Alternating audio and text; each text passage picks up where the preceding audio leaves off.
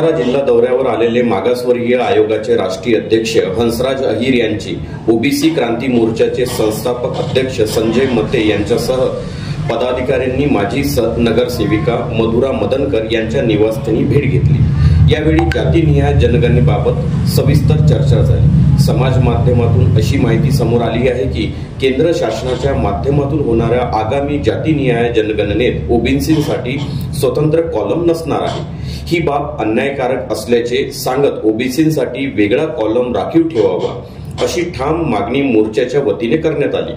तसेच महाराष्ट्रात देण्यात आलेल्या ओबीसी वसतिगृहात मुली सुरक्षित नसून महाज्योती संस्थेला पाहिजे त्या प्रमाणात निधी देण्यात आला नसल्याने ओबीसींवर अन्याय होत असल्याचेही यावेळी लक्षात आणून दिले।